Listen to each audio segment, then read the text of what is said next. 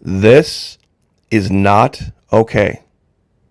That we have not already elevated our DEFCON level shows exactly how criminally, unbelievably incompetent the Biden administration is. Now, for those of you who are unaware, yesterday at 1400 hours, 2 o'clock in the afternoon, over South Carolina, a pilot of an F-35B ejected from his aircraft. Now, most people would think, well, he was probably trying to save his life. It probably had some problem and it was going to crash. It hasn't crashed. We are now 26 hours later, 28 hours later. No wreckage has been found. Oh, and did I mention the transponder was disabled and there's allegations the aircraft was on autopilot. And it's just gone. Gone to the extent that the Navy, Air Force, Pentagon, the Air Base, has now elicited a plea for help from the civilian sector in finding the aircraft. This is not okay. This is a huge, huge moment in our history. Folks, we better be praying it was aliens. Because there's very few logic arguments that pass muster with what happened with this aircraft.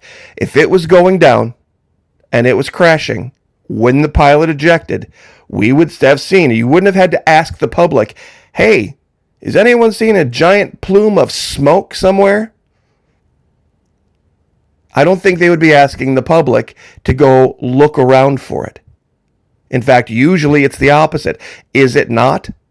Doesn't the military say when there was a crashed aircraft, civilians, please stay away. We know what's happened. We have our own folks on the way there. So if it didn't crash yesterday, immediately after the pilot ejected, and it was on autopilot, as has been alleged, it would have already crashed anyway, but out of fuel. It only has a range of 900 nautical miles. So once again, we would still be seeing some giant plume, some smoking hole somewhere in somebody's field. And I bet it probably would have made a little noise. You probably wouldn't have had to ask. But we don't have any crash sites yet. 26 to 28 hours later, and they can't even find an alleged crash site. I don't think there is a crash site. I think it's just gone. I think it's just Gone, gone.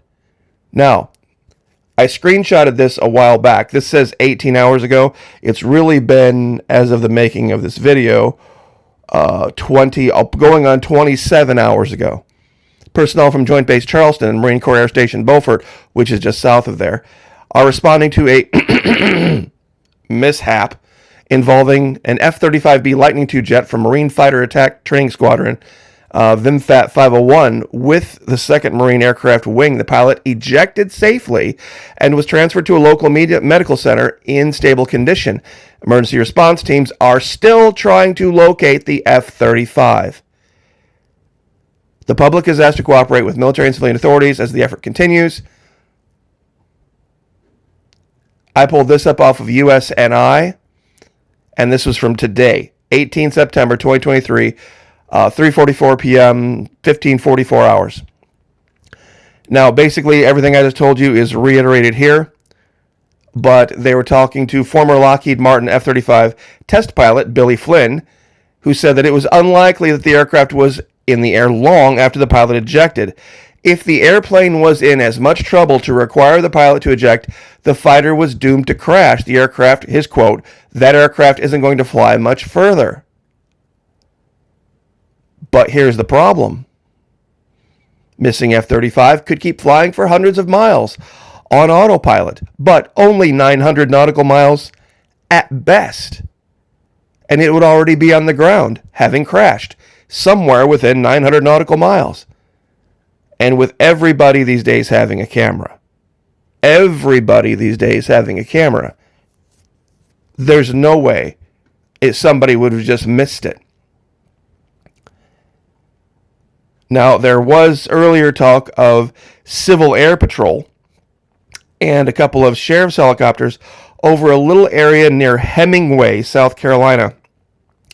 Stuckey, Indiantown, that region is a very small area, but no one is saying that anything around here is connected to that. We did a full deep dive video on this, those of you who are questioning me even bringing this up, earlier today over at Patreon.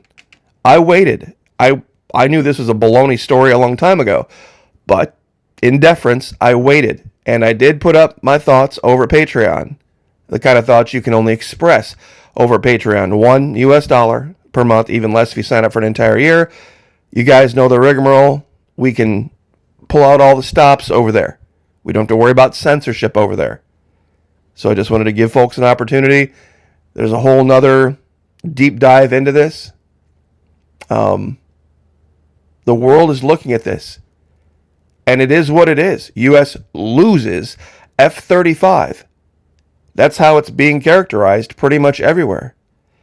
And this is the quote from the base. Quote from the base in their report. If anyone has any information that may help us, the Pentagon, Navy, Air Force, locate the F-35, you are asked to call the Base Defense Operations Center, and they give a phone number.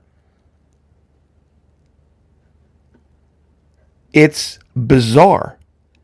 Now, some might say, well, Florida Maquis, they're looking around these two huge lakes. There's two, Lake Marion and Lake Moultrie. Could have gone down in the lake. This is what those lakes, I should say specifically, look like at 2 o'clock in the afternoon on a Sunday in the summertime in South Carolina. Nobody would have missed the F-35 going into the water.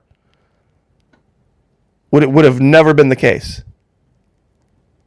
Here's another picture of Lake Moultrie and Lake Marion. Here's what they look like. They're very, very large. They're South Carolina, what they call South Carolina's inland sea. And yeah, they're big lakes, but nobody would have missed an F-35 going down. Why was the transponder disabled?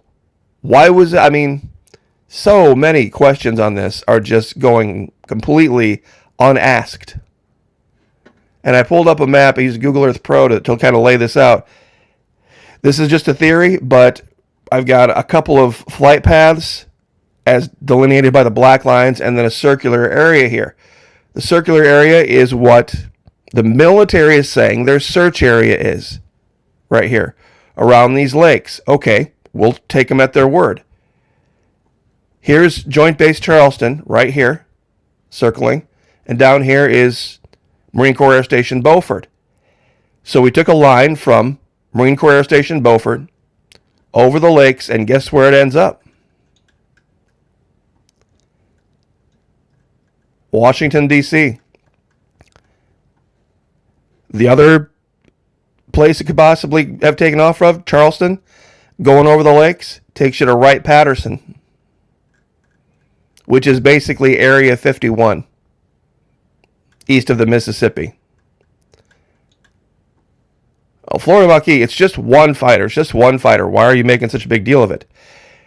If there were one platform that would have the ability to penetrate the airspace over D.C., over New York, and deliver a nuclear or worse payload, this would be one of those platforms. This one, the Russians have one. We have another one that could possibly do it. The Chinese allege they have one. I'm not sure if it could. This is a giant deal. This thing is designed to deliver completely invisibly a nuclear payload. And now we have one missing. Not one crashed, not one shot down, not pictures of one that having fallen into the wrong hands. An actual one, operational one, that has just disappeared. Guys, I'm telling you right now, we should pray that it was space aliens. Because the only logic that makes sense to me right now that we haven't found the aircraft is the reason the pilot ejected is that the thing had been commandeered and it was gaining altitude. Now, why do I think that's the case? because there's a maximum altitude at which you can eject. After that, you can't, because of the oxygen you need for the ride down. There's about 8 minutes of oxygen that you can take if you're at altitude, high altitude in one of these jets, and you pull the ejection. You've got about 8 minutes. And a ride down from 70,000 or 80,000 feet takes at least that long on a shoot. But you see, they've already recovered the pilot, and they said he's in stable condition. That he can't tell them exactly where the aircraft is should set off all sorts of alarm bells. That he wasn't able to tell them literally exactly where the aircraft was, when he ejected, what its rate of travel was, and what its heading was, giving them the ability to say, okay, it's on this line somewhere. And they would have had, this happened at 2 o'clock yesterday afternoon. By 10 o'clock, this should have all been settled yesterday.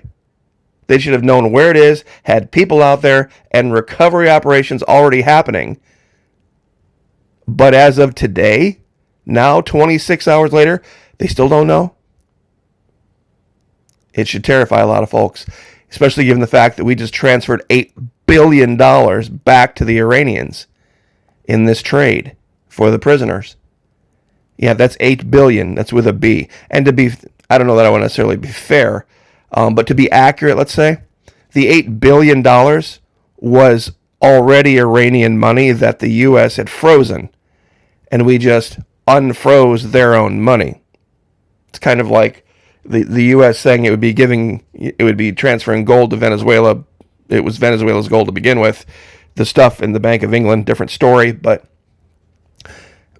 this is a big deal. We should be at a DEFCON level. We should be at a DEFCON level right now. There are very few aircraft that could succeed in penetrating Washington, D.C.'s airspace. This is one of them. And not only could it penetrate it, it could deliver a payload and possibly escape. F-15s are no match for this. You could put up an entire squadron of F-15s against an F-35. They'll never touch it. They'll never touch it. They won't even see it. It'll see them before they see it, and they'll all be on the ground in smoldering piles. That's how powerful this aircraft is. Very, very few aircraft could take this thing out in the skies and win. So I will leave it there. Call me whatever you want to, but like I said, we've taken it to the next level over at Patreon. God bless all of you that have showed up already.